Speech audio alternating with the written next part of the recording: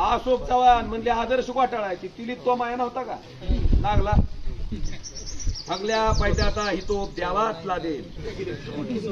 आणि आमच्याकडे आलं की कुठलाही हितोप मागणार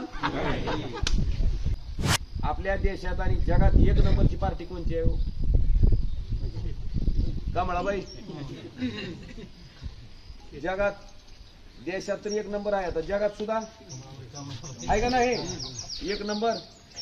आता ते एक नंबर असणाऱ्या पार्टीला जर खरीच त्या पार्टीची ताकद असती तर उद्धव ठाकरे साहेबांची सेना फोडायची गरज पडली असती हो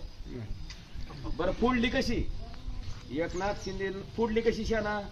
त्याच्यावर ईडीची सीबीआयची दाट टाकते ती त्याला म्हणजे ते आमच्याकडे येतो का जेलच जातो चल बाबा तुझ्याकडे गेलं घेऊन मग पहिल्यांदा सेना फोडली सेना फोडून सरकार केलं का नाही मला सांगा उद्धव ठाकरे साहेबाच्या जागी जर दुसरा राजकारणी असता तर एवढं सहजासहजी होऊ दिला असतं का राजीनामा दिला असता दुसऱ्यांना झटत बसला असतं का नाही ती बिचार उद्धव साहेब माणुसकीचं होतं म्हणून त्यांनी राजीनामा दिले बाजूला झाले त्याचा गैरफायदा बनवून यांनी सरकार केलं बरं सेना फोडून सरकार तयार झालं ठीक आहे की सरकार चालवलं होतं की पुन्हा कुठली फोडली पवार साहेबांची राष्ट्रवादी फोडली काय म्हणून फोडली म्हणले 70,000 कोटीचा घोटाळा केला म्हणले कोणी अजित पवारनं आणि ती 70,000 कोटीचा घोटाळा अजित पवारनं केला म्हणले ही नॅचरली करप्ट पार्टी आहे म्हणजे भ्रष्टाचारी पार्टी आहे म्हणून पंतप्रधान सांगतंय आणि 7व्याच दिवशी तीच अजित पवार त्यांच्याच मंत्रिमंडळात कोण होते नुसतं उपमुख्यमंत्री नाही पुन्हा कोण तिजुऱ्याच्या चाव्या कोणाच्या हातात का त्याला लय माहिती आहे खायचं हाय का नाही बाबांनो राष्ट्रवादी फोडून बी गप बसली नाही ती पुन्हा काँग्रेसच्या मागे लागली ती अशोक चव्हाण म्हणजे आदर्श घोटाळा आहे तिली तो माया नव्हता का लागला सगळ्या पैशाचा हितोप द्यावाच लागेल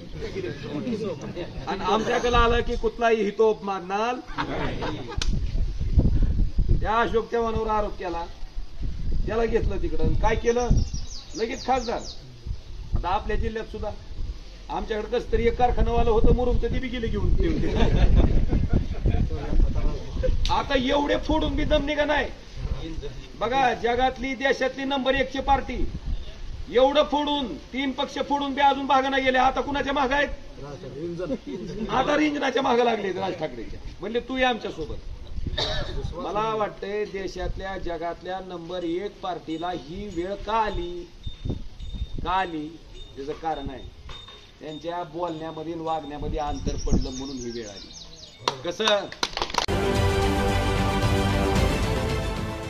देश विदेशातील प्रत्येक घडामोडींचे लाईव्ह अपडेट मिळवण्यासाठी आता साम टीव्हीच्या सर्व सोशल मीडिया प्लॅटफॉर्मला लाईक, फॉलो आणि सबस्क्राईब करा.